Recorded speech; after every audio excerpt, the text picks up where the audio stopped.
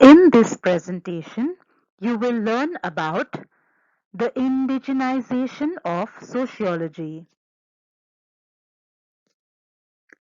The ideas that culminated into the emergence of discipline of sociology can be traced to the three major events that described the modern society and the culture of modernity: the growth and expansion of modern science, which stand for the view that human mind was capable of mastering the world in every sphere, and the doctrine of naturalism, that all phenomena in the world of nature can be explained through cause and effect. The American War of Independence and the French Revolution that led to the advent of democratic forms of government, and the Industrial Revolution, beginning of capitalist mode of production, and need for expansion of market. These three major events of history not only prepared a background for creating a science of society, but also outlined the framework for developing sociological knowledge. The new discipline spread to other parts of the world through the process of colonialization. For example, in India, the cities of Mumbai, Kolkata, and Chennai, then Bombay, Calcutta, and Madras, got universities similar on the lines of British higher education. This process categorized the world social science system into center and periphery, and the critiques of this system called for the development of indigenous sociology. Indigenous scholars began asking questions regarding the relevance of theories and methodology imported from the West, and also initiated a movement to replace it by indigenous thought and indigenous techniques of research. The term indigenization means the process of indigenizing something that is exogenous from inside. Switching to exogenous sets of thoughts by indigenous ones was also termed as indigenization. The movement to indigenize sociology gained momentum in 1970s when scholars from the developing world raised their voice against the establishment of social sciences enabling captivity of mind, and they were later joined by others.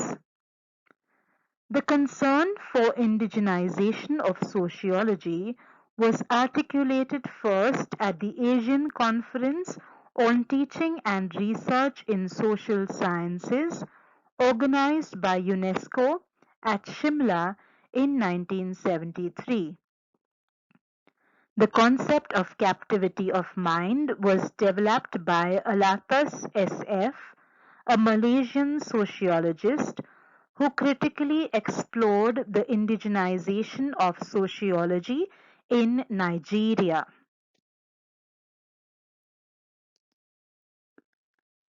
The need for indigenization of sociology was again raised in a meeting on international cooperation in the field of social sciences organized by UNESCO in 1976 at Paris. One of the astounding facts of this meeting was that it was attended by almost 90% of the social scientists from the developed world. Subsequently, the need for indigenization of sociology was addressed in the Conference of National Social Science Councils and analogous bodies in a meeting held in 1977. In the year 1978, a conference on indigenous anthropology was arranged by Wenner-Gren Foundation, and in 1979 the Korean Social Science Research Council convened a seminar to deliberate on organization of Western approaches in social sciences. In the same year, the AASSREC, in collaboration with CNSSC, organized a special panel discussion during its third conference held in Manila. Believing in the need for indigenization and development of independent sociology, the advocate of this idea attempted to indigenize sociology in their respective countries. Thus, the common understanding among the Western and non-Western scholars was that the social science in Asia, Africa, and Latin America is beleaguered by Eurocentric, imitative, elitist, and they all advocated for alternative discourse. Need for indigenization in the context of India. Many scholars in India expressed their concern regarding the applicability and relevance of the methods and theories from the West and advocated for new methods and approaches relevant to Indian milieu, which led to the call for indigenization of sociology. Some thinkers believed that Indian sociological imagination emerged during Indian Renaissance, or in the words of Radha Kamal Mukherjee, the pre-sociological reference groups. Some members of these groups supported liberal reformist blend of Indian tradition and modernity, while other groups promoted revivalist dismissal of colonial domination. One of the earliest Indian thinkers who was critical of Eurocentric thinking was Raja Ram Mohan Roy. He was against the disparaging outlook of the missionaries towards Hinduism and Islam.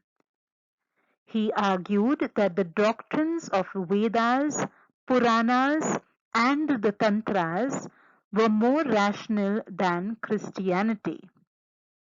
Similarly, Binoy Kumar Sarkar also critiqued several aspects of Orientalist Indology. Sarkar also criticized Asian scholars for falling prey to the misleading sociological methods and Western world. The founding fathers of Indian sociology, B. N. Seal, Sarkar, G. S. Ghurye, R. Mukherjee, and D. P. Mukherjee, based their works on premises of the nationalist Reformation and were India-centered. There was a prevalence of Indological approach. All these scholars believed that sociology was a cultural critique and questioned the attempt of the Western Indologist to understand Indian society from evolutionary and reductionist perspectives. Deva suggested that Western ethnocentrism should be discarded from the existing theoretical and conceptual framework of sociology, and a theoretical framework should be evolved that is impartial to the study of structural, functional, and dynamic aspects of Indian society. S.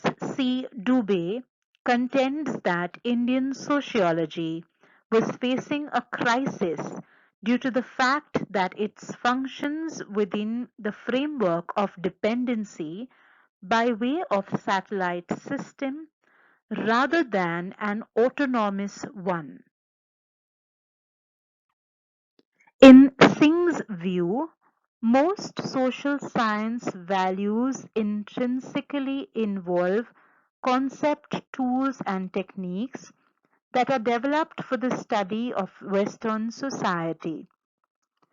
It introduces a kind of methodological individualism and social system ideology in theories and researches which may not be relevant for third world societies.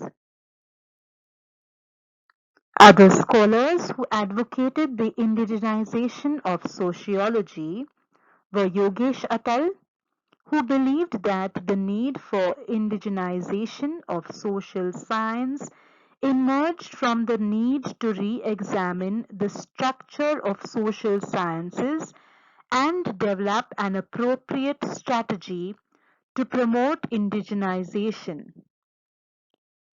Parth Mukherjee asserted that the issue is not of autonomy but of the captive mind. Thus, the concept of indigenization as a process of producing relevant concepts becomes more significant. Aspects of indigenization. The proponents of indigenization stressed on some of the important aspects of indigenization, which are as follows: self-awareness and rejection of a borrowed consciousness. The proponents stressed on the need for an inside view. It advocated understanding of one's own society not by Western concepts, theories, and methodology, but by generating new concepts and methods. Alternative perspectives. Developing alternative approach on human societies to make social science more enriching and less parochial. Historical and cultural specificities.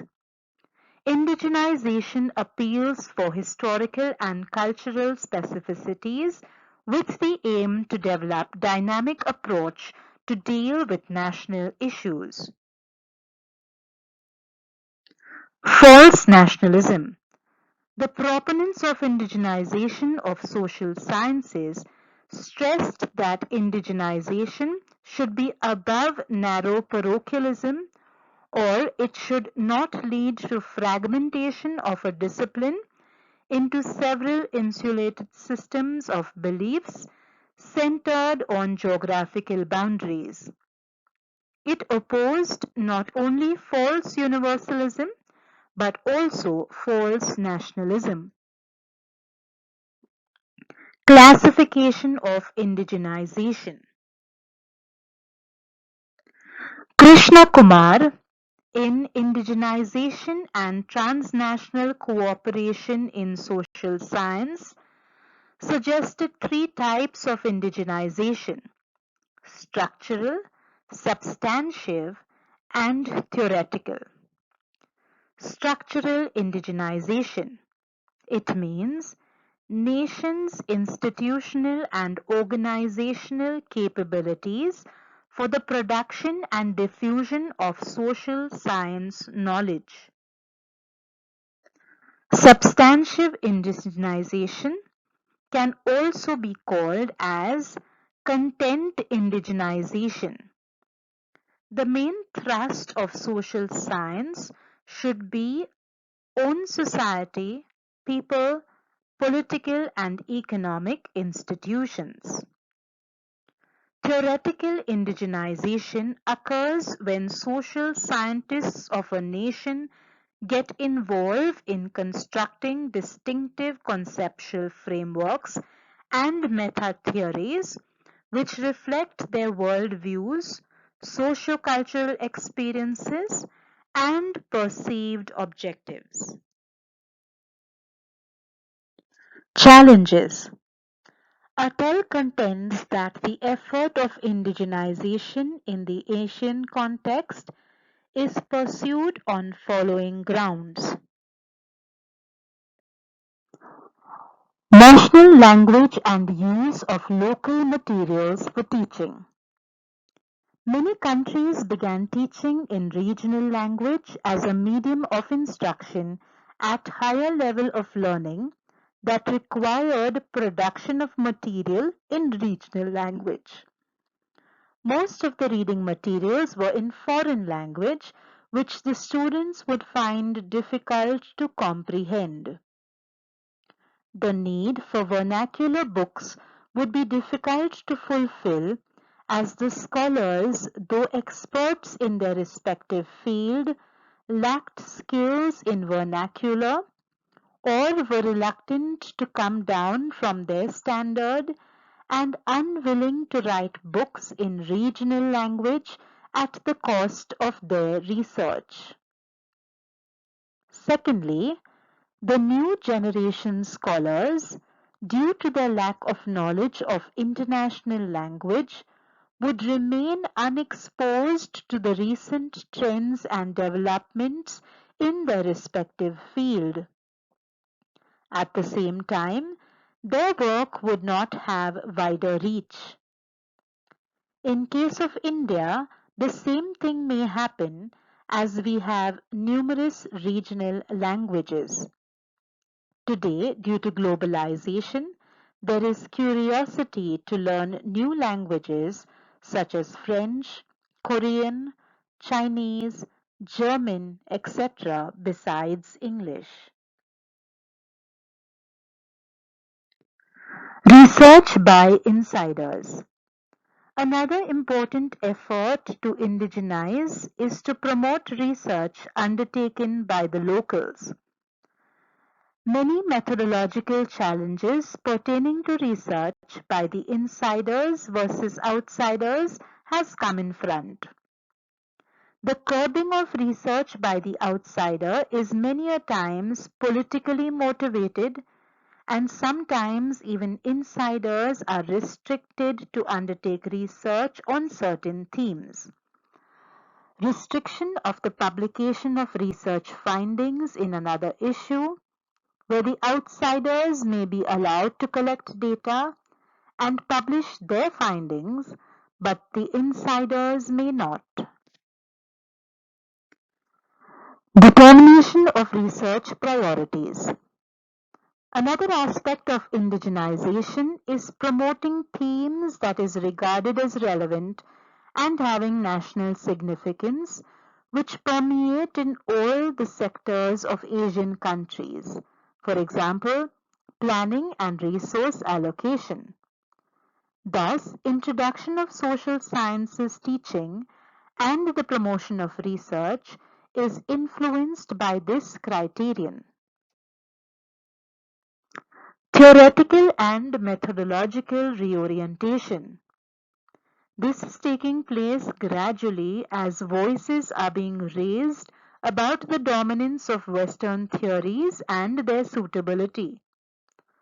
Some press for the need of Marxist alternatives, but it is still alien and not justifiable. Thus, there is not much advancement in the development of indigenous theories and methodologies.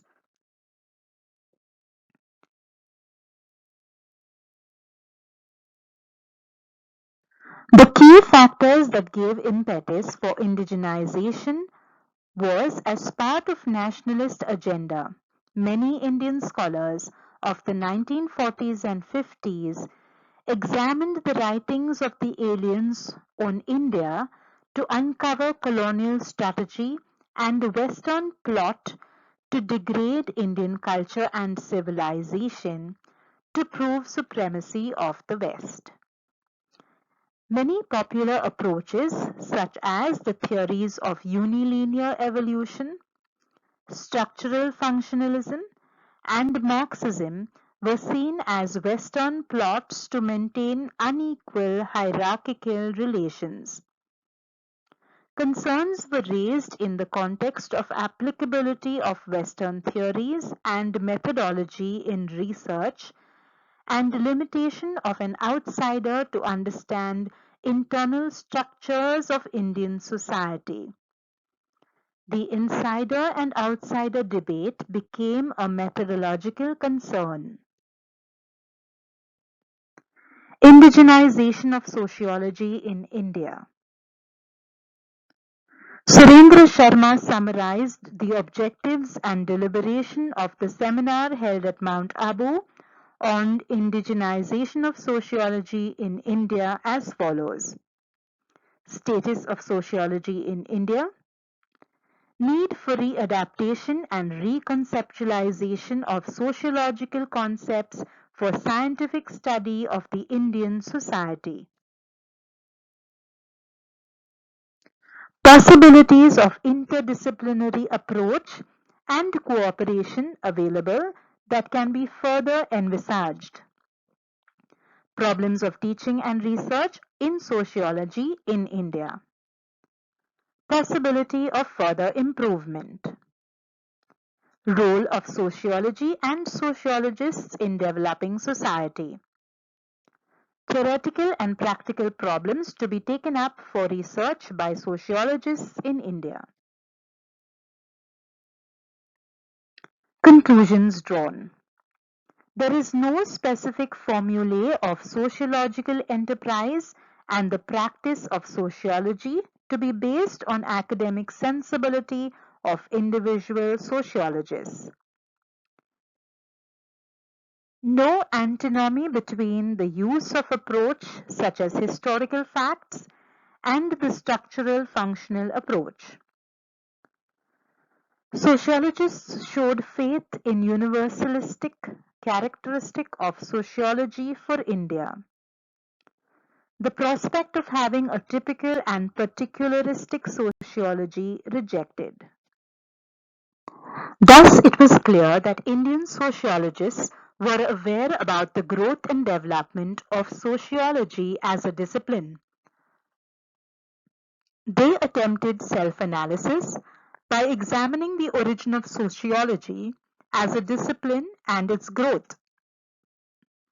They reviewed the impact of British and American sociology and Marxist approach to understand the issues and challenges faced by the discipline. It is evident that sociology in India in the 19th and 20th century was not the mirror image of the Western theories, concepts, and methods. It was contemporaneous to the discipline of sociology in the West.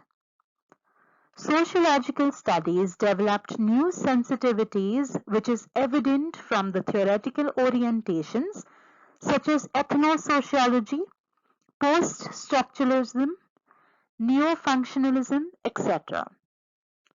Specific areas of research were also undertaken such as sociology of environment, sociology of organization, sociology of tourism, analysis of problems faced by the weaker sections of society so as to promote social reconstruction and development.